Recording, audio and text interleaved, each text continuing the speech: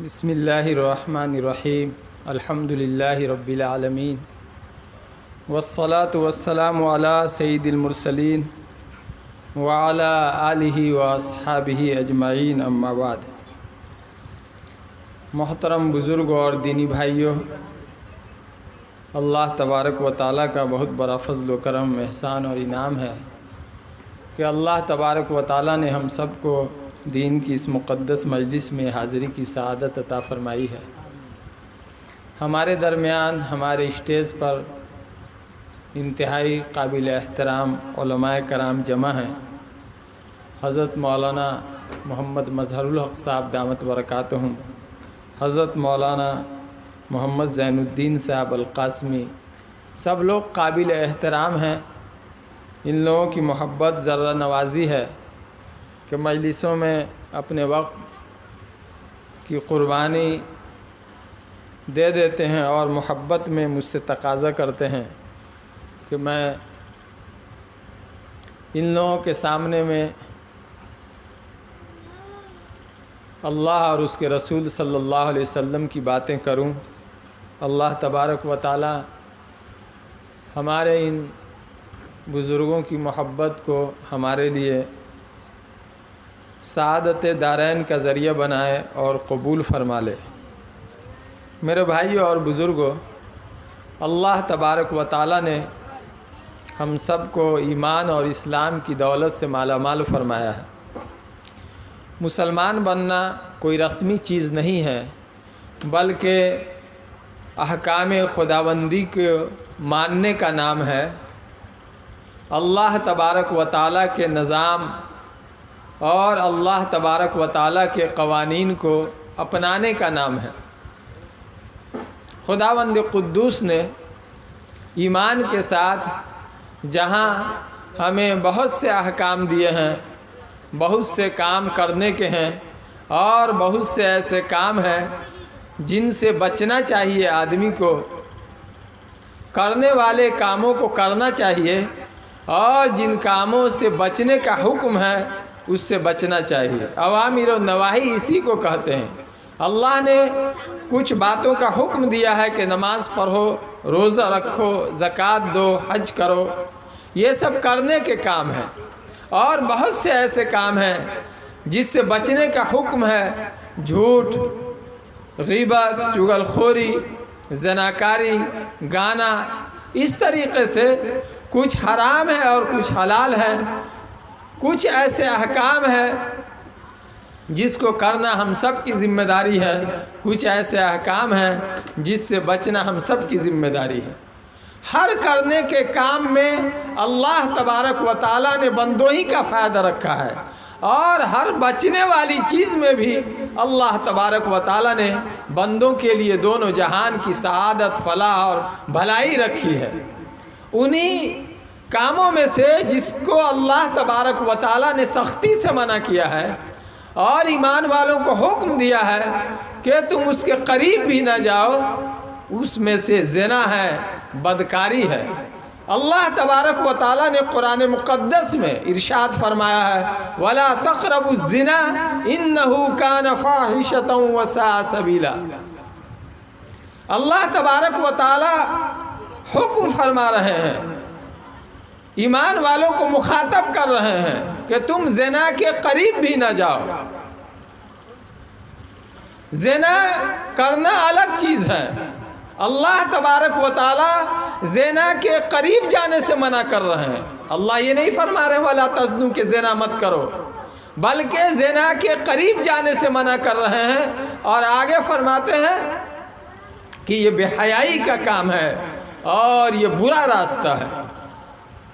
علماء کرام نے، مفسرین نے اس کو سمجھایا ہے آقا صلی اللہ علیہ وسلم کی فرمان کے روشنی میں کہ زنا کے قریب جانے کا مطلب کیا ہے کہ اسباب زنا ہیں، اسباب زنا کو بھی آدمی نہیں اختیار کرے۔ جو چیزیں زنا کی طرف لے جاتی ہے، بدکاری کی طرف لے جاتی ہے، ان اسباب اور ان وسائل سے بھی آدمی کو بچنا چاہیے۔ نبی اکرم صلی اللہ علیہ وسلم نے حدیث شریف میں فرمایا ہے والعینان تزنیان وزناہما النظر، آنکھ زنا کرتی ہے، زنا کی ابتدا اور شروعات نظر سے ہوتی ہے۔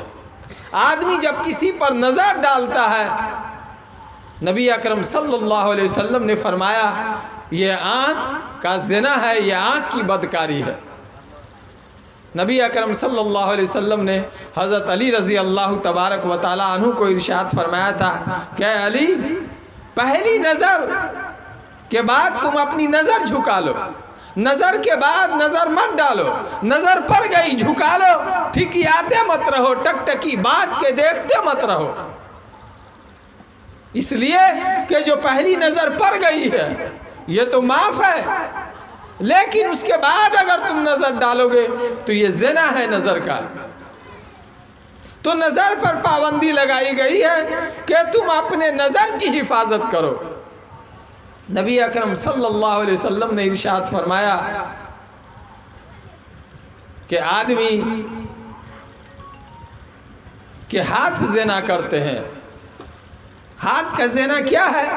ہاتھ کا زنا کسی غیر محرم کو چھونا ہے۔ پاؤں زنا کرتے ہیں، پاؤں کا زنا یہ ہے کہ کسی غیر محرم سے بات کرنے کے لیے اور بدنیتی کے ساتھ اس کی طرف جانا ہے، یہ قدم کسی غیر محرم کی طرف اٹھ رہے ہیں، یہ پاؤں زناکاری میں مبتلا ہے۔ فرمایا منہ زنا کرتا ہے، منہ کا زنا یہ ہے کہ کسی غیر محرم کو آدمی بوسہ لے۔ دل زناکاری کرتا ہے، دل کی بدکاری یہ ہے کہ کسی غیر محرم کو دیکھ کر کے دل تمنا کرے اور دل للچائے اور دل غیر محرم کی طرف متوجہ ہو اور دل کے اندر طرح طرح کے خیالات اور دل کے اندر طرح طرح کی خواہشات ابھرتے رہے۔ کہا کہ یہ دل کا زنا ہے، دل کی بدکاری ہے۔ اور شرمگاہ کا مسئلہ تو بہت بڑا ہے، شرمگاہ انسان کا سچا کرتا ہے یا جھوٹا کرتا ہے کہ واقعی اس نے زنا کیا ہے یا نہیں کیا ہے۔ لیکن میرے بھائیوں اور بزرگوں، اللہ تبارک و تعالیٰ نے اپنے کلام میں فرمایا ہے کہ زنا کے قریب نہیں جانا ہے۔ زنا کے قریب نہیں جانے کا یہی مطلب ہے کہ ہم نظر کی حفاظت شروع کریں۔ آدمی جب نظر کی حفاظت کرے گا تو یقینی بات ہے کہ وہ اپنے آپ کو اگلے تمام مراحل سے بچا لے گا، اور یہ ذمہ داری مردوں کی بھی ہے اور عورتوں کی بھی ہے۔ سورہ نور کے اندر اللہ تبارک و تعالیٰ نے مردوں سے بھی فرمایا ہے کہ اے ایمان والو، تم اپنی نظریں نیچی رکھو، اپنے شرمگاہ کی حفاظت کرو، یہ تمہارے لیے پاکیزگی کا ذریعہ ہے۔ عورتوں سے بھی اللہ تبارک و تعالیٰ نے فرمایا ہے کہ اے ایمان والیوں، کہ تم اپنی نظریں نیچی رکھو اور تم اپنی زینت اور اپنی خوبصورتی کو سڑکوں پر ظاہر کر کے مت چلو، پردہ اختیار کرو، کہیں جانا بھی ہو تو پردے کے ساتھ چلو۔ حدیث شریف میں ہے المرأۃ عورۃ، کہ عورت پردہ ہے، اذا خرجت استشرفها الشیطان، جب وہ نکلتی ہے تو شیطان اس کے پیچھے لگ جاتا ہے، طرح طرح کے داؤ پیچ سے کوشش کرتا ہے کہ گناہ کے اندر مبتلا کر دے، برائی کے اندر مبتلا کر دے۔ حضور صلی اللہ علیہ وسلم نے نظر کو شیطان کے تیروں میں سے ایک تیر کہا ہے۔ بہت سی باتیں ہیں قرآن و حدیث کے اندر، حضور صلی اللہ علیہ وسلم نے تو اتنی رہنمائیاں فرمائی ہے کہ آپ نے فرمایا کہ جس عورت کا شوہر گھر پہ نہیں ہے، باہر ہے، اس سے تنہائی مت اختیار کرو، اس لیے کہ شیطان تمہارے اندر اس طرح دوڑتا ہے جس طرح تمہارے رگوں کے اندر خون دوڑتے ہیں۔ ایک مرتبہ حضور صلی اللہ علیہ وسلم نے فرمایا کہ تم دیکھو غیر محرموں سے بچو، تو ایک صاحب نے کہا کہ یا رسول اللہ، گھر میں بھی تو دیور ہوتے ہیں، آدمی کیا کرے گا، دیور غیر محرم ہے۔ آپ نے فرمایا الحم والموت، دیور تو موت ہے، اس سے بھی آدمی کو محتاط رہنا ہے۔ یہ نظام زندگی ہے، یہ پاکیزہ نظام زندگی ہے جو اللہ تبارک و تعالیٰ نے دیا ہے۔ قرآن مقدس کے اندر ایمان والوں کی کامیابیوں کا جہاں تذکرہ کیا گیا ہے، وہاں اللہ تعالیٰ نے فرمایا کہ جو ایمان والے لوگ اپنے شرمگاہ کی حفاظت کرنے والے ہیں ان کے لیے اللہ تبارک و تعالیٰ کامیابی کی ضمانت دیتے ہیں۔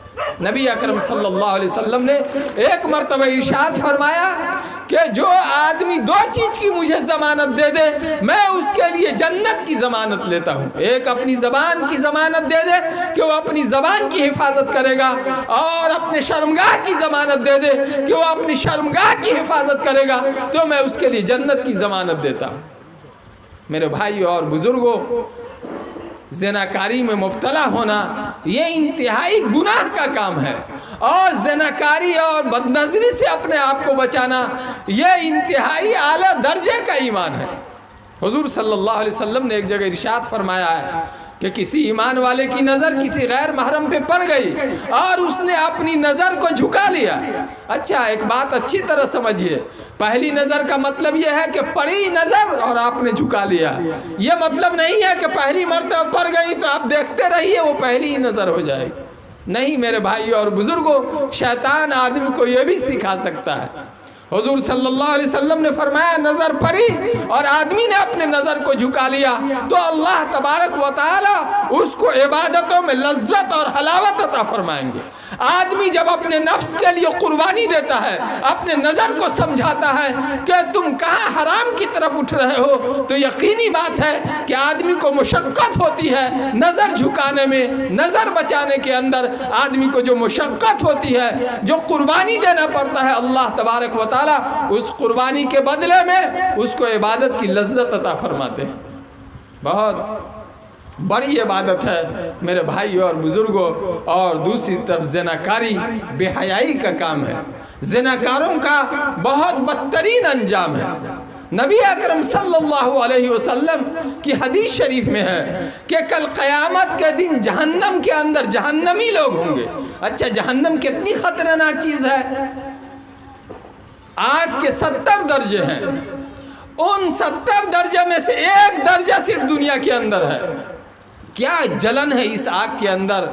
حضور صلی اللہ علیہ وسلم نے فرمایا باقی 69 درجے کی گرمی آگ کے اندر جہنم میں ہوگی، اور ہر درجہ کی گرمی اسی طرح کی ہوگی۔ تو کیسی وہ دھکتی ہوئی آگ ہوگی! اس آگ کے اندر جہنمی لوگ جل رہے ہوں گے۔ حضور صلی اللہ علیہ وسلم نے فرمایا کہ زناکار لوگوں کی شرمگاہوں سے ایسی بدبو اٹھے گی، ایسی بدبو اٹھے گی کہ جہنمی لوگ ان زناکار مردوں اور زناکار عورتوں سے پریشان ہوں گے۔ سب آگ میں جلتے ہوئے لوگ تکلیف میں ہوں گے، پریشان ہوں گے، پھر بھی ان بدکاروں کی شرمگاہوں سے جو بدبو اٹھے گی اس سے وہ لوگ اور زیادہ پریشان ہوں گے۔ اتنا گھناؤنا کام ہے۔ نبی اکرم صلی اللہ علیہ وسلم کی ایک حدیث شریف میں ہے کہ آپ کو خواب کے اندر آخرت کے احوال کا سیر کرایا گیا تھا۔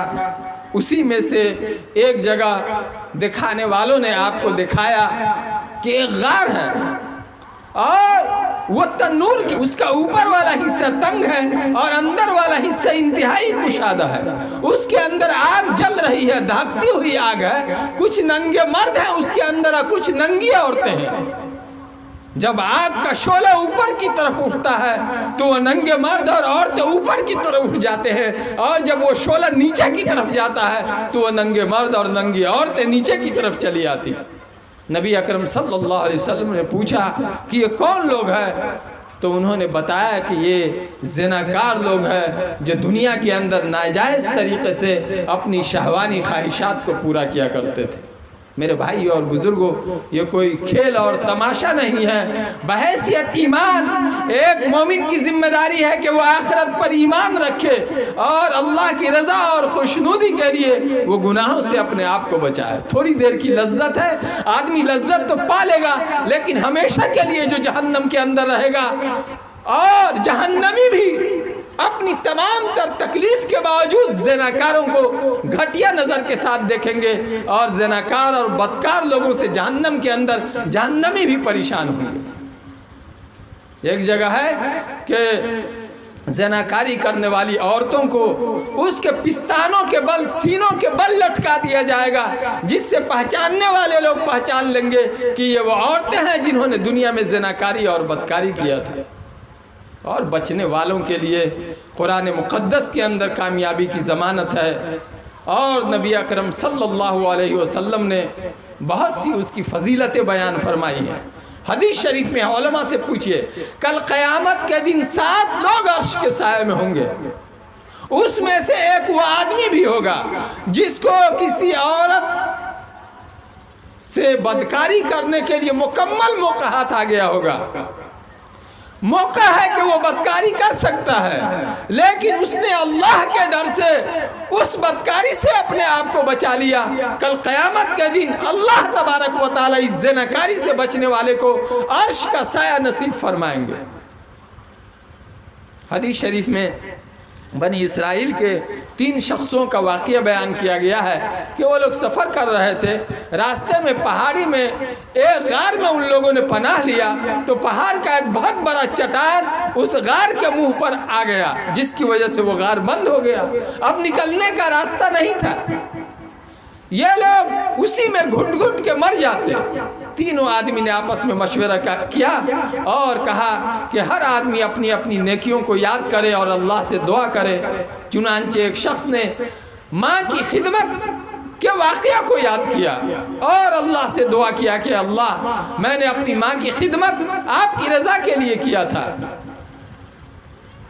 آپ میری دعا کو قبول فرمائیے اور میرے لیے راستہ دیجئے۔ چنانچہ وہ چٹان تھوڑا سا کھسکا، دوسرے شخص نے اپنی امانت کا حوالہ دیا تھا، اس کے لیے بھی تھوڑا سا پہاڑ کھسکا، اور ایک شخص نے کہا تھا کہ اللہ، مجھے برائی پر مکمل کنٹرول حاصل ہو گیا تھا، عورت تھی، تنہائی تھی، بالکل عین وقت میں جب میں زناکاری کے لیے مبتلا ہونے والا تھا، تو اس لڑکی نے کہا کہ دیکھو اللہ سے ڈرو، اے اللہ، میں نے آپ کے ڈر کی وجہ سے اس رات کے اندر زناکاری سے اپنے آپ کو بچا لیا تھا، کہ اے اللہ، اگر میں نے یہ عمل آپ کے لیے کیا تھا تو آپ مجھے اس تنگی سے نجات عطا فرما دیجئے۔ چنانچہ اللہ تبارک و تعالی نے اس کو اس تنگی سے نجات عطا فرما دی۔ بتائیے، آدمی نے اپنے آپ کو زناکاری سے بچایا اور دنیا میں مصیبت میں مبتلا ہو گیا، تو اللہ تبارک و تعالیٰ نے اس دنیا کی مصیبت سے اس عمل کے صدقے میں نجات عطا فرما دیا تھا۔ میرے بھائی اور بزرگوں، چنانچہ بچنے والوں نے اپنے آپ کو مکمل طور پر بچایا ہے اور آخری درجہ تک بچایا ہے۔ قرآن مقدس نے حضرت یوسف علیہ السلام کا تذکرہ کیا ہے اور انتہائی خوبصورت واقعہ کہا ہے۔ حضرت یوسف علیہ السلام کے واقعہ کو اللہ تبارک و تعالی نے اپنے مقدس کلام کے اندر احسن القصص کہا ہے کہ یہ انتہائی خوبصورت واقعہ ہے۔ حضرت یوسف علیہ السلام کے واقعہ کو قرآن مقدس نے باضابطہ پوری سورت یوسف علیہ السلام سے نازل ہوئی ہے، اور حضرت یوسف علیہ السلام کا مختلف انداز سے تذکرہ کیا ہے، اور جہاں یوسف علیہ السلام کی خوبیاں ہیں، آپ کے اوصاف و صفات ہیں، تو اس میں سب سے نمایاں جو صفت سامنے آتی ہے اس میں یہ ہے کہ حضرت یوسف علیہ السلام نے اپنے آپ کو اس عظیم ترین گناہ سے بچایا تھا۔ حضرت یوسف علیہ السلام کی زندگی، حضرت یعقوب علیہ السلام کے آپ فرزند ہیں۔ حضرت یوسف علیہ السلام 12 بھائی تھے۔ حضرت یوسف علیہ السلام کے علاوہ ان کے اور 11 بھائی تھے۔ حضرت یعقوب علیہ السلام حضرت یوسف علیہ السلام سے بہت زیادہ محبت کرتے تھے۔ باقی جو آپ کے بھائی تھے سوتیلے، وہ لوگ آپ سے حسد کرتے تھے، جلن کرتے تھے۔ حضرت یعقوب علیہ السلام، ایک تو یوسف علیہ السلام انتہائی حسین، جمیل اور خوبصورت تھے، دوسری طرف حضرت یعقوب علیہ السلام اللہ کے پیغمبر تھے۔ آپ کو یہ بھی معلوم تھا کہ میرا بیٹا بعد میں جا کر کے نبی بنے گا، اس لیے بھی حضرت یعقوب علیہ السلام کو حضرت یوسف علیہ السلام کی بڑی فکر رہتی تھی اور بہت زیادہ آپ ان کا خیال رکھتے تھے۔ ان کے جو سوتیلے بھائی لوگ تھے تو بہت زیادہ حسد اور جلن میں مبتلا تھے ابا کی محبت کو دیکھ کر کے ان لوگوں نے پلان بنایا کہ چلو اس کا کام ہی تمام کر دیتے ہیں۔ ارادہ تو پہلے بنایا کہ ان کا قتل کر دیتے ہیں، لیکن ان کے ایک بھائی نے، یہودا نے مشورہ دیا کہ دیکھیے قتل کرنے کی ضرورت نہیں ہے، بلکہ ہم سب ان کو کہیں کنواں میں ڈال دیتے ہیں اور ہم سب قتل سے بچ جائیں گے اور اس سے نجات بھی پالیں گے۔ چنانچہ بھائیوں نے مشورہ کیا اور کسی طرح سے بہانے سے لے کر کے چلے آئے آبادی سے باہر، اور حضرت یوسف علیہ السلام کو ایک تاریک کنویں کے اندر ڈال دیا۔ ایک قافلہ گزر رہا تھا شام سے جو مصر جا رہا تھا، ان لوگوں نے کنویں کے اندر ڈول ڈالا پانی نکالنے کے لیے۔ حضرت یوسف علیہ السلام نے سمجھا کہ شاید بھائیوں کو رحم آ گیا ہے اور انہوں نے مجھے نکالنے کے لیے ڈول ڈالا ہے۔ انہوں نے رسی مضبوطی کے ساتھ پکڑ لیا اور اس رسی کے ساتھ جب باہر آئے تو قافلہ والے لوگ خوش ہو گئے اور انہوں نے کہا کہ کیا خوبصورت غلام ہے، لوگوں تم کو خوشخبری ہو۔ وہ لوگ بہت خوش ہوئے اور وہ لوگ مصر جا رہے تھے تو وہیں لے جا کر مصر کے بازار میں ان لوگوں نے فروخت کر دیا۔ خریدنے والا کون تھا؟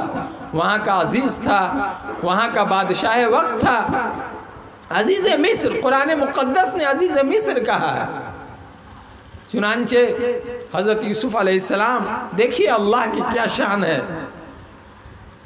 آپ کس طرح سے بے بسی کے ساتھ کنویں کے اندر ہے۔ ایک تو ماں کا پہلے انتقال ہو گیا تھا، بھائی لوگوں کی دشمنی الگ، ادھر کنویں کی تاریکی۔ حضرت یوسف علیہ السلام پر نہ گھبراہٹ ہے، نہ کوئی جزا ہے، نہ کوئی فضا ہے، نہ کوئی نالا ہے اور نہ کوئی شیون ہے، بلکہ اللہ تبارک و تعالیٰ کے لیے صبر کیے ہوئے ہیں۔ مصر کے بازار میں پہنچے ہیں اور شاہی گھرانہ میں اللہ تبارک و تعالیٰ نے پہنچا دیا۔ اب شاہی محل میں، شاہی گھرانے کے اندر آپ کی پرورش ہو رہی ہے، اور عزیز مصر نے کہہ بھی دیا تھا کہ دیکھو اس کی نگرانی کرنا، اس کا خیال رکھنا۔ چنانچہ حضرت یوسف علیہ السلام کا زبردست خیال ہوتا تھا، لیکن عزیز مصر کی جو بیوی تھی، حضرت یوسف علیہ السلام کی خوبصورتی دیکھ کر اس کو رہا نہ جاتا تھا۔ چنانچہ بن کر سنور کر مختلف انداز سے یوسف علیہ السلام کو رجھانے کی کوشش کرتی تھی۔ مصر کی خوبصورتی الگ، اس پر بھی شاہی گھرانے کی عورت، طرح طرح کی زیب و زینت، عشوہ ترازیاں، ناز و انداز، تمام چیزیں اپنا اپنا کر تھک گئی۔ اس نے سوچا کہ یوسف اس طرح ہاتھ لگنے والا نہیں ہے۔ ایک روز اس نے اپنی خواہش کو پورا کرنے کے لیے محل کے سارے دروازے بند کر دیے اور یوسف علیہ السلام کو بلایا، اپنی طرف گناہ کی دعوت دیا۔ حضرت یوسف علیہ السلام نے سمجھانے کی کوشش کی، لیکن زلیخا جو عزیز مصر کی بیوی تھی وہ زبردستی آپ کی طرف لپ کی، تو آپ بھاگے کا معاذ اللہ، اللہ کی پناہ، جس اللہ کا میرے اوپر اتنا بڑا احسان ہے کہ اللہ تبارک و تعالیٰ نے اس تاریک کنویں سے نکالا اور اس محل کے اندر پہنچا دیا، میں اسے اللہ کی کیسے ناشکری کر سکتا ہوں؟ اللہ ظالموں کو پسند نہیں کرتے ہیں۔ میرے بھائی اور بزرگ، آپ غور کیجئے، جس گھر میں پل رہے ہیں اس کی بیوی دعوت دے رہی ہے، گھر میں کوئی نہیں ہے، سارے دروازے بند ہیں اور اتنی زبردستی ہو رہی ہے۔ چاہتے تو اللہ ہم سب کی حفاظت فرمائے، لیکن اللہ کا تعلق، اللہ کی محبت، یوسف علیہ السلام بھاگ رہے ہیں، ان کو معلوم ہے کہ دروازے بند ہیں، لیکن اس کے باوجود بھاگ رہے ہیں۔ اللہ تبارک و تعالیٰ کی طرف سے دروازے کھل گئے۔ جب محل کے باہر نکلتے ہیں تو دیکھتے ہیں کہ زلیخا کا شوہر عزیز مصر سامنے میں ہے۔ حضرت یوسف بھی خاموش۔ زلیخا نے چال بازی کی اور جلدی سے کہا کہ بتائیے اس آدمی کی کیا سزا ہونی چاہیے جو آپ کے گھر میں رہ کر کے آپ کے گھر کی عزت ناموس کو برباد کرنا چاہ رہا ہے، خود برائی کروانا چاہ رہی تھی، اور جب سامنے میں شوہر آ گیا تو الٹا الزام یوسف علیہ السلام نے صفائی دی کہ بات یہ نہیں ہے۔ لیکن اللہ تبارک و تعالیٰ نے انتظام فرمایا۔ ایک دودھ پیتا بچہ جس کے پاس قوت گویائی نہیں تھی، اس نے کہا کہ آپ دیکھ لیجئے یوسف علیہ السلام کی حالت کو کہ قمیص کدھر سے پھٹی ہوئی ہے. اگر پیچھے سے پھٹی ہوئی ہے تو یوسف علیہ السلام سچے ہیں، اور اگر قمیص آگے سے پھٹی ہوئی ہے تو زلیخا سچی ہے اور یوسف علیہ السلام جھوٹے ہیں. ایک تو وہ بچہ بولنے والا نہیں تھا، وہ بچہ اگر صرف کہہ دیتا کہ یوسف سچے تھے تو بھی خدا کی قدرت کی کاریگری سمجھ کر سارے لوگ مان جاتے، لیکن اس نے ایک حکمت بیان کی، کہا کہ یوسف بھاگ رہے ہیں آگے کی طرف، زلیخا نے پیچھے سے دامن کھینچا ہوگا تو دامن پیچھے سے پھٹا ہوا ہوگا، یوسف علیہ السلام سچے ہیں، اور اگر دامن آگے سے پھٹا ہوا ہے تو یوسف جھوٹے ہیں اور زلیخا سچی ہے. دیکھا گیا تو واقعی یوسف علیہ السلام کا دامن پیچھے سے پھٹا ہوا تھا، آگے سے نہیں پھٹا ہوا. عزیز مصر تو سمجھ گئے کہ ماجرا کیا ہے، لیکن شاہی گھرانہ تھا، گھر کی عزت کو بچانا تھا. اس موقع پر آپ کو جیل کی دھمکی دی گئی، لیکن حضرت یوسف علیہ السلام نے کیا کہا؟ رب السجن احب الی مما یدوننی، کیا ہے میرے رب، مجھے جیل پسند ہے لیکن مجھے یہ گناہ پسند نہیں. دھمکی ہے کہ برائی نہیں کرو گے تو جیل میں ڈال دوں گا، اور جیل میں ڈالنے سے کون روک سکتا تھا؟ شوہر بادشاہ وقت ہے. یوسف علیہ السلام نے کہا کہ جیل جانا پسند ہے لیکن مجھے یہ گناہ گوارا نہیں ہے. شہر میں تذکرہ چلا کہ بادشاہ کی بیوی کا اتنا برا حال ہے کہ غلام پر، ایک نوکر پر وہ فدا ہو گئی اور اس سے برائی کرنا، بہت محلے میں چرچا ہوا. تو زلیخا نے کہا کہ یہ لوگ بہت بات بناتی ہے، ان لوگوں کو لا کے دکھا دینا چاہیے کہ یوسف کیا ہے. علماء نے یہ بھی لکھا ہے کہ وہ جو محلے میں عورتیں بات بنا رہی تھی تو وہ خود اندر سے اس میں چوری یہ تھی کہ وہ سوچ رہی تھی کہ کسی بہانے ہم بھی یوسف کو دیکھ لے، زلیخا نہیں پٹا سکی ہے تو ہو سکتا ہے ہم ہی میں سے کوئی پٹا لے. یہ اس کے اندر بات چھپی ہوئی ہے. جو بات ہو، محلے میں تذکرہ ہوا، زلیخا تک بات پہنچی تو زلیخا نے محلے کی عورتوں کو دعوت کر دی. جب سب محل کے اندر آ گئی، سب کو کے لیے دسترخوان لگا دیا گیا، ناشتہ کا انتظام کر دیا گیا، پھل سامنے میں ہے اور ساتھ میں سب کو چاقو دے دیا گیا کہ اپنا پھل کاٹیے اور کھائیے. جب عین وقت میں سب بالکل ناشتے کی تیاری میں ہے تو یوسف علیہ السلام سے کہا کہ آپ باہر آ جائیے. جیسے یوسف علیہ السلام باہر آئے، ان کے حسن اور خوبصورتی پر عورتوں کا حواس باختہ ہو گیا، کسی کو ہوش نہ رہا، سب نے اپنی انگلیاں کاٹ دی. کسی کو یہ بھی نہیں پتا چل رہا تھا کہ چاقو پھل پہ چل رہا ہے یا ہماری انگلیوں پہ چل. بات میں زلیخا نے کہا کہ تم لوگ بات بناتی تھی، مجھ پر طنز کرتی تھی، دیکھو یوسف کا کیا حال ہے، تمہارے ہوش کا کیا ہوا. سب نے بیک زبان کہا کہ یہ انسان نہیں، یہ تو کوئی معزز فرشتہ ہے. میرے بھائی اور بزرگوں، لیکن سب حسن ایک طرف تھا، لیکن یوسف علیہ السلام کو اللہ تبارک و تعالیٰ کی جو محبت حاصل تھی، تعلق حاصل تھا، اور آخرت کے اندر جو انجام تھا وہ پیش نظر تھا. دنیا کے سارے حسن و رعنائیوں کو حضرت یوسف علیہ السلام نے ٹھوکر مار دی. نتیجہ یہ ہوا کہ آپ کو جیل کے سلاخوں میں ڈال دیا گیا. میرے بھائیوں اور بزرگوں، حضرت یوسف علیہ السلام جیل میں رہے، وہاں بھی اللہ کے لیے رہے، اور وہ جیل نہیں، جیل خانقاہ بن گیا. جیل اللہ تبارک و تعالیٰ کے تذکرے اور برائیوں کا گھر بن گیا. پھر اللہ تبارک و تعالیٰ نے جیل سے جب نکالا تو دھیرے دھیرے خداوند قدوس نے مصر کا آپ کو بادشاہ بنا دیا. یہاں پر اتنا سنانا ہے کہ بتائیے یہ کتنا گناہ کا کام ہے، کتنا گندا اور گھٹیا کام ہے کہ یوسف علیہ السلام نے سوچا ہوتا کہ چلو ہم اس محل کے اندر ہے، اسی کا کھا رہے ہیں، اسی کا پی رہے ہیں. اتنے ڈرانے اور دھمکانے کے باوجود بھی آپ نے سوچا کوئی بات نہیں ہے، خدا کی رضا مجھے چاہیے، دنیا کی ساری مصیبتیں ہم برداشت کرنے کے لیے تیار. میرے بھائی اور بزرگوں، ایک واقعہ نبی اکرم صلی اللہ علیہ وسلم نے بیان فرمایا ہے، ذوالکفل کا واقعہ. راوی بیان کرتے ہیں کہ میں نے رسول اللہ صلی اللہ علیہ وسلم سے 25 مرتبہ اس واقعے کو سنا ہے،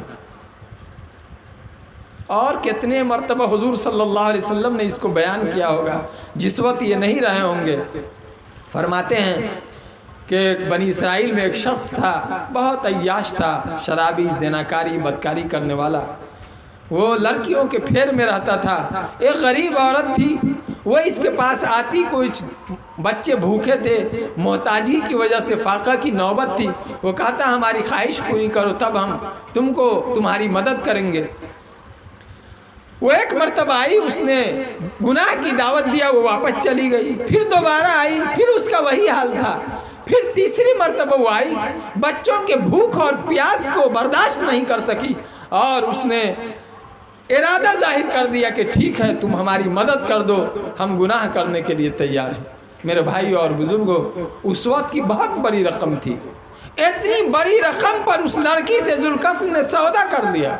جب عین گناہ کا وقت آ رہا ہے تو اس لڑکی کے بدن پر کپکپی طاری ہو گئی، وہ کانپ رہی ہے۔ ذوالکفل نے کہا کہ تم کیوں کانپ رہی ہو، تم کیوں گھبرا رہی ہو؟ کہا کہ آج تک میں نے یہ برائی اور گناہ نہیں کیا، تم اللہ کے اس مہر کو مت توڑو، میں تو بھوک اور پیاس کی شدت کی وجہ سے میں اس بات پر آمادہ ہوں۔ ذوالکفل کو اس کی گھبراہٹ دیکھی نہیں گئی اور اس نے گناہ کا ارادہ چھوڑ دیا اور توبہ کر لیا۔ اس حرکت سے میرے بھائی اور بزرگوں، اسی رات ایسا ہوا کہ ذوالکفل کا انتقال ہو گیا۔ دنیا والے لوگ تو اس کو پاپی سمجھتے تھے، بدکار سمجھتے تھے، لیکن آج رات جو ذوالکفل نے توبہ کی، اللہ تبارک و تعالیٰ نے اس کو ایسا قبول کیا کہ صبح کو لوگ جب اٹھے ہیں اور ذوالکفل کے گھر پر دیکھتے ہیں کہ لکھا ہوا ہے کہ اللہ تبارک و تعالیٰ نے ذوالکفل کے سارے گناہ کو معاف کر دیا ہے۔ لوگوں میں چرچا ہو گیا کہ اللہ نے ذوالکفل کو معاف کیا تھا۔ ذوالکفل کا حال یہ تھا کہ شاید وہ مرتا تو کوئی جنازہ دینے والا نہ ہوتا، کوئی غسل دلانے والا، کفنانے والا اس کو نہ ملتا، لیکن اس توبہ کی برکت سے وہاں کی گلیوں میں دھوم مچ گئی اور لوگ اس کو نہلانے کے لیے اور کفن دینے کے لیے اور اس کی نماز جنازے کے لیے بڑھ بڑھ کر لوگ آنے لگے۔ یہ زناکاری اور بدکاری سے توبہ کی اتنی بڑی برکت ہے۔ ایک صحابی ہیں، ایمان سے پہلے ان کو مکہ کی ایک لڑکی سے تال میل تھا، تعلق تھا۔ جب ایمان لے آئے، وہ لوگ کلمہ پڑھتے تھے تو کیا کلمہ پڑھتے تھے کہ سارے گناہوں کو چھوڑ دیتے تھے۔ آدھا ایمان، آدھا منافق، گناہ بھی اور برائی بھی اور نیکی بھی جمع نہیں ہوتی تھی، بلکہ گناہوں کو سچے اور پکے دل سے چھوڑ جاتے تھے۔ عشاء کے وقت وہ مکہ کی گلیوں میں تھے، وہی عورت آواز دے رہی ہے کہ اے فلانے، اے فلانے، یہ اپنا چلے جا رہے ہیں۔ وہ عورت کہہ رہی ہے کہ تم مجھے پہچانتے نہیں ہو، میں وہی ہوں جس کے لیے تم ان گلیوں کے اندر رویا کرتے تھے اور میری طلب کے اندر تم پاگل بنا پھرا کرتے تھے۔ آج میرا شوہر گھر پر نہیں ہے، چلو آؤ، بہت دن سے تم انتظار میں تھے۔ اس نے کہا کہ میں نہیں جا سکتا، میں نے کلمہ پڑھ لیا ہے، میں نے اللہ کی غلامی کا اقرار کر لیا ہے، میں نے محمد رسول اللہ صلی اللہ علیہ وسلم کی غلامی کا اقرار کر لیا ہے، میں کسی بھی حال میں اب تمہارے اس دعوت کی طرف نہیں جا سکتا۔ میرے بھائیوں اور بزرگوں، یہ ایمان کی برکت ہے۔ اپنے آپ کو بچانے والوں نے بڑی بڑی مصیبتوں کو جھیلا ہے، لیکن اس گناہ کو ٹھکرا دیا ہے۔ بہت سے ایسے واقعات ہیں جو اس وقت آپ کو سنایا جا سکتا ہے، اور میں کچھ باتیں آپ کو مختصر وقت میں سنانا بھی چاہتا ہوں۔ حضرت مولانا عارف باللہ حضرت قاری صدیق احمد صاحب رحمۃ اللہ علیہ بہت بڑے بزرگ گزرے ہیں۔ حضرت کی ایک کتاب ہے آداب المتعلمین، حضرت نے اس میں ایک واقعہ لکھا ہے، دہلی کا واقعہ لکھا ہے کہ ایک طالب علم پڑھتا تھا اور وہ رات کو وہی مسجد میں رہتا تھا۔ ایسا ہوا کہ ایک لڑکی اپنے گھر سے رشتہ دار سے ملنے کے لیے جا رہی تھی کہ فساد بھڑک اٹھا، شہر کا ماحول خراب ہوا اور فساد پھوٹ پڑا۔ اس لڑکی کو کوئی راستہ نظر نہیں آیا، قریب میں مسجد تھی، وہ لڑکی مسجد میں چلی گئی۔ رات کا وقت تھا، یہ طالب علم، اس نے جب لڑکی کو دیکھا تو کہا کہ آپ یہاں کیوں آئے ہیں؟ کہا کہ دیکھیے شہر کا ماحول خراب ہے، میں اگر آگے جاتی ہوں تو گنڈے بدماش لوگ میرے ساتھ نہ جانے کیا کریں گے، میرے لیے کوئی راستہ نہیں ہے۔ اس طالب علم نے سمجھانے کی کوشش کی، لیکن آخر میں دیکھا کہ کوئی راستہ نہیں ہے، تو اس نے کہا کہ ٹھیک ہے، آپ یہ حجرہ ہے، آپ اس کونے میں بیٹھ جائیے، اور حجرہ کے دوسرے کونے میں وہ کتاب کے مطالعہ میں مشغول ہو گئے۔ وہ لڑکی ادھر کونے میں ہے اور یہ ادھر کتاب پڑھ رہے ہیں۔ بیچ بیچ میں وہ طالب علم اپنی انگلی کو اس چراغ میں ڈالتا تھا جس چراغ میں کتاب پڑھ رہے تھے، انگلی جلتی، پھر ہاتھ پیچھے کر لیتا، پھر پڑھنے لگتا، پھر تھوڑی دیر کے بعد اپنی انگلی کو آگ میں ڈالتا۔ اسی طرح وہ رات بھر کچھ دیر میں اپنی انگلیوں کو جلاتا تھا۔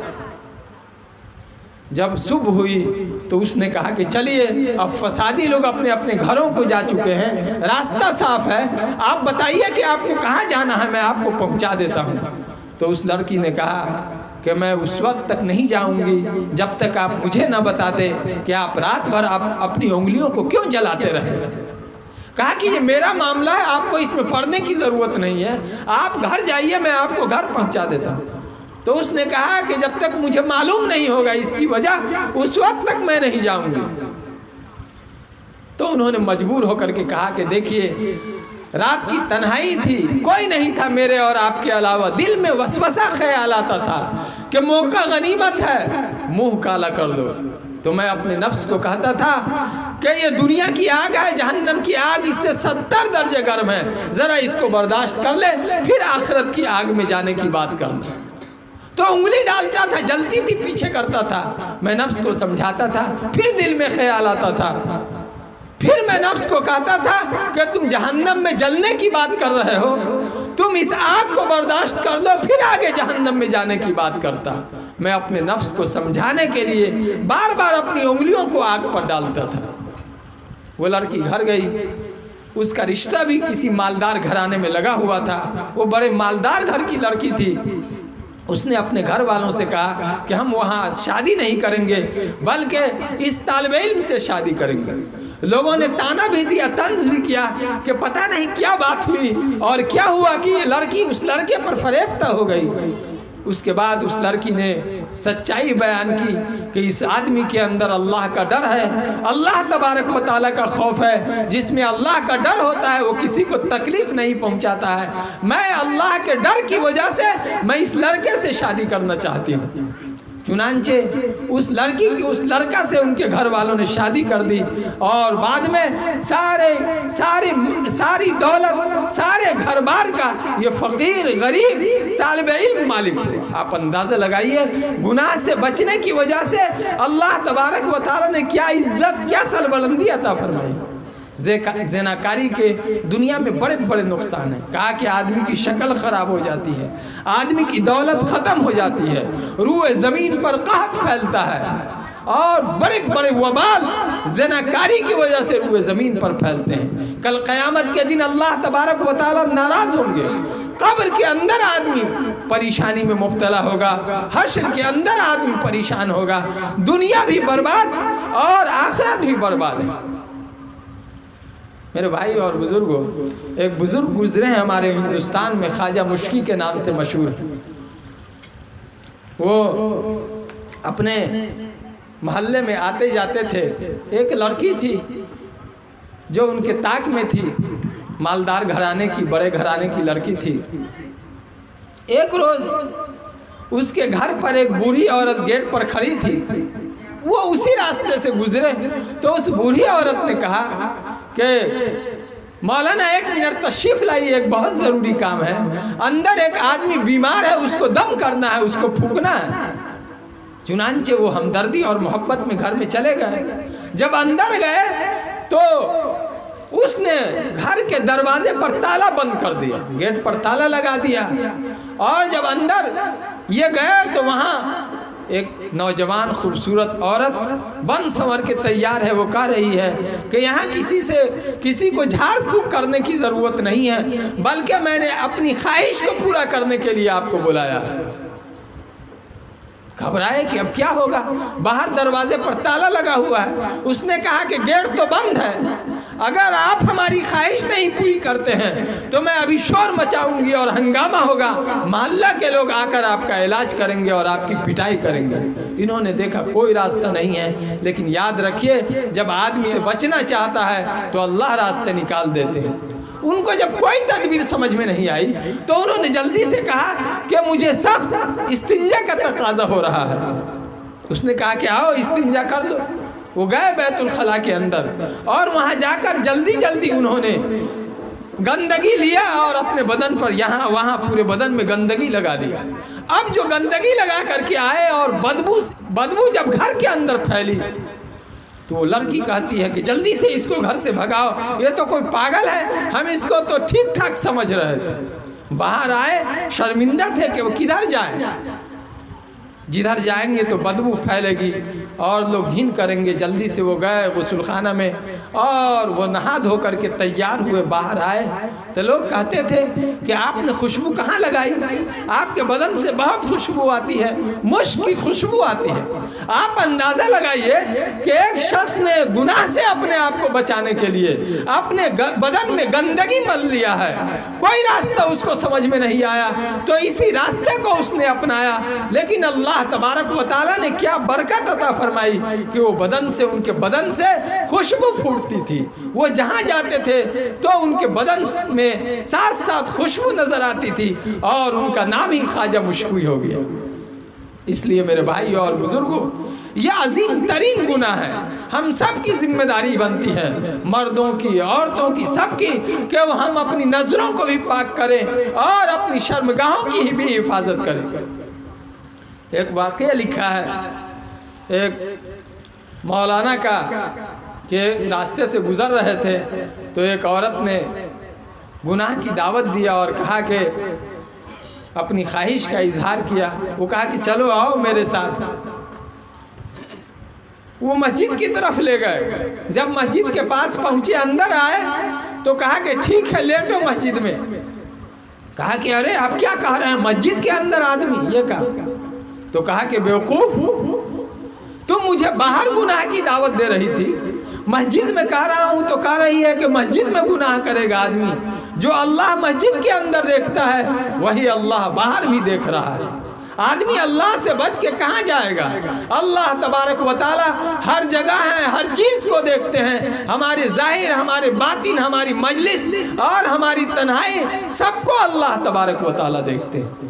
ایک عورت کا واقعہ ہے کہ وہ نہانے کے بعد اپنے بال میں کنگھی کر رہی تھی، بند سور کر کے، اس کا شوہر بھی وہیں پر تھا، وہ اپنے آپ کو سنوار رہی تھی اور طرح طرح کی باتیں کر رہی تھی، اور بات کرتے کرتے اس نے کہا اپنے شوہر سے کہ میری خوبصورتی کا کیا حال ہے، میرے حسن کا کیا حال ہے، کہ جو مجھ کو دیکھے گا وہ مجھ پر فدا ہو جائے گا اور میرے جال میں پھنسے بغیر کوئی نہیں رہے گا۔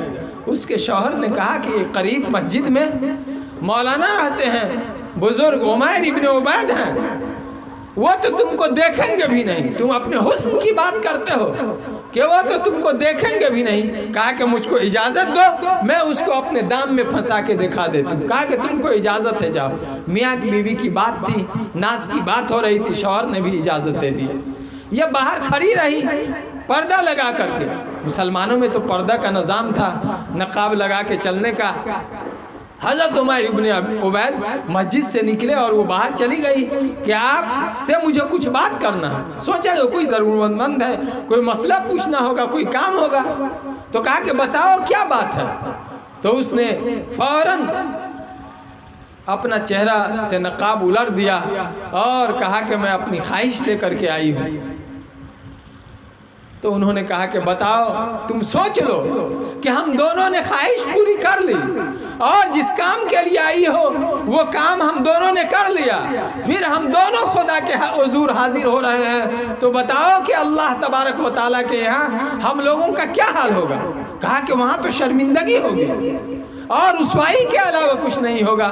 تو کہا کہ بتاؤ، جس کام میں شرمندگی ہوگی تو اس کام کو پہلے ہی کیوں نہ آدمی چھوڑ دے کہ کرنے کے بعد خدا کے حضور جا کر ذلیل ہو اور رسوا ہو۔ اس بات کا اس عورت پر اتنا اثر ہوا کہ وہ گھر بھاگے ہوئی آئی اور اس نے اپنے شوہر سے کہا کہ کیا صرف مرد ہی اللہ والے ہوتے ہیں؟ اور وہ نماز پڑھتی، روزہ رکھتی اور مستقل عبادت میں مشغول رہتی۔ اس کے شوہر کہتے تھے کہ عمر ابن عبید نے میری بیوی کو کیا پھونک دیا ہے، کیا کہہ دیا ہے کہ اب تو وہ کسی کام کی نہیں بچی ہے، صرف نماز، صرف روزہ، اس نے تو راہبہ اس کو بنا کر کے رکھ دیا ہے۔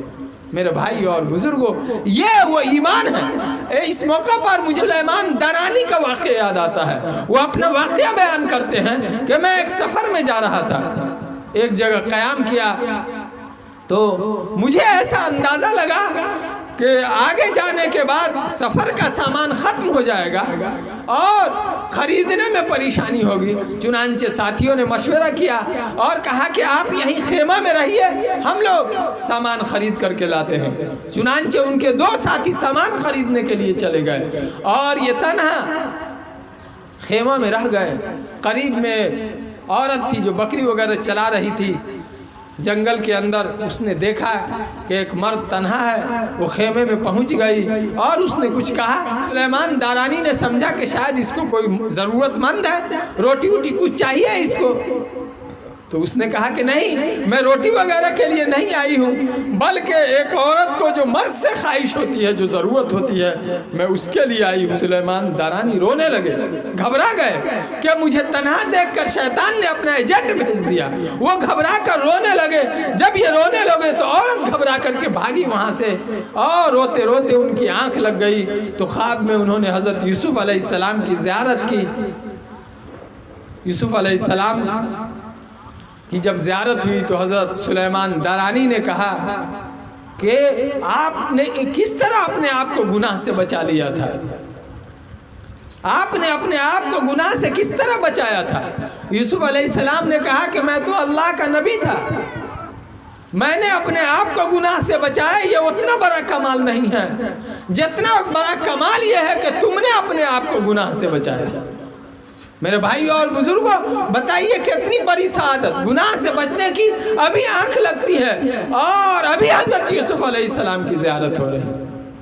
اس لیے میرے بھائی اور بزرگوں، ہم اپنی زندگی کی حفاظت کریں اور سمجھیں کہ ہم کس طرح زندگی گزار رہے ہیں۔ ہم سب کو اللہ تبارک و تعالیٰ کی یہاں جانا ہے، ہم سب کو مرنا ہے، حساب و کتاب دینا ہے، تو ہمیں یہ بھی سوچنا چاہیے کہ ہمارے ہر گناہ کا ایک نتیجہ ہے۔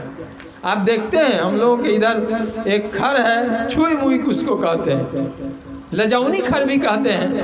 آپ اس میں ہاتھ لگائیے تو اس کے پھیلے ہوئے پتے سکڑ جاتے ہیں۔ یہ اثرات ہیں، ہر عمل کا ایک نتیجہ، ایک اثر ہے۔ ہمارے اعمال جہنم کے سانپ اور بچھو کی شکل میں بھی بنتے ہیں اور ہماری نماز، ہمارے ذکر و تسبیح ہماری جنت کو بھی آباد کرتے ہیں۔ تو ہم اپنے کسی عمل کو فضول اور بیکار نہیں سمجھے، بلکہ ہمارے ہر عمل کا ایک نتیجہ ہے۔ اور اس کے لیے میرے بھائی اور بزرگوں، ہم سب کو اللہ والوں سے، بزرگوں سے اپنا رب پیدا کرنا چاہیے، اپنا تعلق پیدا کرنا چاہیے، تاکہ ہمارا ایمان درست ہو اور گناہوں سے بچنا ہمیں نصیب ہو۔ یاد رکھیے، آدمی سمجھتا ہے کہ بہت بڑا کام ہے، گناہ سے آدمی کیسا ارادہ آدمی بنائے گا؟ انسان کے ارادہ کے آگے دنیا کی تمام چیزیں ہیچ ہے۔ آدمی ہمت کرے اور ارادہ کرے، انشاءاللہ اللہ تبارک و تعالیٰ اس کو چھوٹے گناہ سے بھی بچائیں گے، بڑے گناہ سے بھی بچائیں گے، مجلس کے اندر بھی گناہ سے بچائیں گے، تنہائی میں بھی گناہ سے بچائیں گے، اس وقت بھی گناہ سے بچائیں گے جس وقت لوگ اس کے سامنے ہو، اور اس وقت بھی اس کو اللہ تبارک و تعالیٰ گناہ سے بچائیں گے جس وقت اس کے سامنے میں کوئی نہیں ہے۔ اللہ تبارک و تعالیٰ کا ڈر پیدا کرنے کی ضرورت ہے۔ ایک باپ اپنے بیٹے کے ساتھ راستے میں جا رہا تھا، ایک باغ نظر آیا، اس نے کہا کہ بیٹے تم یہیں رکو، میں پھل توڑ کر کے لاتا ہوں اس باغ میں سے، کوئی اگر دیکھے تو تم آواز لگا دینا۔ باپ گیا باغ میں اور پھل توڑنے کا ارادہ بنایا تو بیٹا یہیں سے آواز دے رہا ہے، ابا کوئی دیکھ رہا ہے۔ باپ آیا، کہا کہ ارے کہاں ہے کوئی؟ پھر چلا گیا، پھر گیا تو پھر بیٹا کہہ رہا ہے ابا کوئی دیکھ رہا ہے، ابا کوئی دیکھ رہا ہے۔ پھر آیا، کہا کہ ارے کہاں ہے کوئی؟ کہا ارے کوئی نہیں ہے، اللہ تو دیکھ رہے ہیں۔ کوئی نہیں جس وقت دیکھتا ہے اس وقت بھی اللہ دیکھ رہے ہیں. آپ چوری کر رہے ہیں، اللہ آپ کو دیکھ رہا ہے. یہ میرے بھائی اور بزرگوں ایمان ہے. نبی اکرم صلی اللہ علیہ وسلم نے فرمایا لا یزنی زانی وہو مومن، زانی جس وقت زنا کرتا رہتا ہے تو اس کے سینے سے ایمان نکل جاتا ہے. جس وقت آدمی زنا میں ہوتا ہے اس وقت سینے سے ایمان نکل جاتا ہے. معمولی بات ہے، اگر موت آ گئی تو آدمی بے ایمانی پر مرے گا. اتنی خطرناک چیز ہے.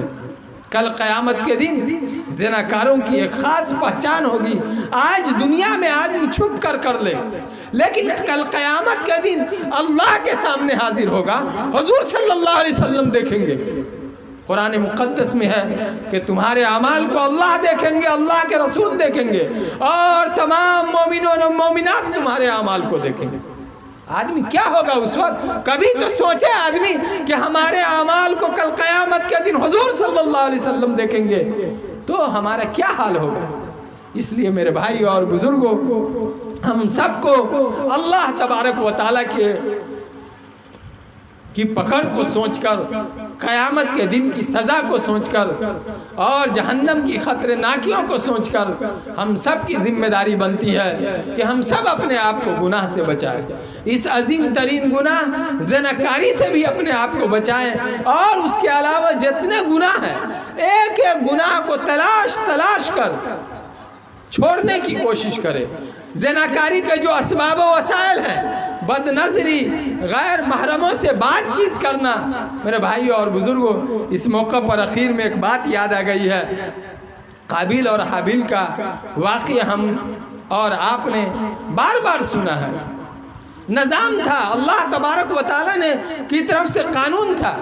حضرت حوا علیہ السلام کے روزانہ جڑواں بچہ پیدا ہوتا تھا، ایک لڑکا اور ایک لڑکی. شادی کا نظام یہ تھا کہ جس لڑکا کے ساتھ جو لڑکی پیدا ہوتی اس کی آپس میں شادی نہیں ہوتی تھی، بلکہ دوسرے لڑکا کے ساتھ جو لڑکی پیدا ہوتی تو اس کی اس لڑکی کے ساتھ شادی ہوتی، اور اس لڑکا کی اس لڑکی کے ساتھ شادی ہوتی. قابیل کے ساتھ جو بہن پیدا ہوئی تھی وہ بہت خوبصورت تھی. تو نظام کے حساب سے، قانون کے حساب سے حابیل کی اس سے شادی ہوتی، اور قابیل کی حابیل کے بہن سے شادی ہوتی. لیکن خوبصورتی کی وجہ سے قابیل چاہ رہا تھا کہ ہم خود اپنی بہن سے شادی کریں. سمجھایا اس کو، لیکن اس نے نہیں مانا. چنانچہ حضرت آدم علیہ السلام نے قربانی پیش کرنے کے لیے کہا تو حابیل و قابیل دونوں نے قربانی پیش کی. اللہ تبارک و تعالیٰ نے حابیل کی قربانی کو قبول کیا، اور اس بات کی تصدیق بھی ہو گئی کہ فیصلہ حابیل کے حق میں ہے. لیکن اس کے باوجود قابیل نے نہیں مانا، اور اس نے اپنے بھائی حابیل کا قتل کیا. اس وقت قرآن مقدس میں تذکرہ حابیل نے کہا تھا کہ آپ چاہے مجھے قتل کر دیجئے، لیکن میں برائی کی طرف نہیں جانے والا ہوں. جو راستہ جہنم کی طرف لے جائے، قتل تو منظور کیا جا سکتا ہے قتل ہونا، لیکن جہنم کی طرف جانا آدمی کبھی بھی گوارا نہیں کر سکتا. چنانچہ حابیل نے قتل کو گوارا کیا، اور مظلومیت کے ساتھ اس دنیا سے قتل ہو کر رخصت ہو گئے. لیکن انہوں نے اللہ کے حکم کی خلاف ورزی نہیں کیا، خدا کے حدود کو پار نہیں کیا. اور نبی اکرم صلی اللہ علیہ وسلم کی حدیث کی روشنی میں قیامت تک جتنا قتل ہوتا رہے گا، ہر قتل کا ایک گناہ قابیل کو ملتا رہے گا. آپ یہ دیکھیے کہ لوگوں نے قتل کو گوارا کیا ہے، جان دینے کو گوارا کیا ہے، لیکن گناہ کو کسی بھی حال میں گوارا نہیں کیا ہے. ایمان والے کو معلوم ہے کہ اصلی کامیابی آخرت کی کامیابی ہے، اصلی کامیابی آخرت کی کامیابی ہے، اصلی رضا اور خوشنودی اللہ تبارک و تعالیٰ کی خوشنودی ہے. مومن اللہ کی خوشی کے لیے جیتا ہے، مومن اللہ کی خوشی کے لیے مرتا ہے، مومن اللہ کے نام پر جیتا ہے، مومن اللہ کے نام پر مرتا ہے. اور اس کو ہر وقت اللہ کا دھیان ہوتا ہے. جب کبھی کمزوری آتی ہے تو کوشش کر کے، محنت کر کے اپنے ایمان کو اور اللہ پر دھیان کو ایمان والا تازہ کرتا ہے. اللہ تبارک و تعالی ہم سب کو پوری امت مسلمہ کو دین کی صحیح سمجھ عطا فرمائے، اور اس عظیم ترین گناہ سے جو اس دنیا کے اندر بھی ذلت و رسوائی کا ذریعہ ہے اور آخرت کے اندر بھی ذلت و رسوائی کا ذریعہ ہے، اللہ تبارک و تعالی ہم سب کی حفاظت فرمائے۔ وآخر دعوانا الحمدللہ رب العالمین۔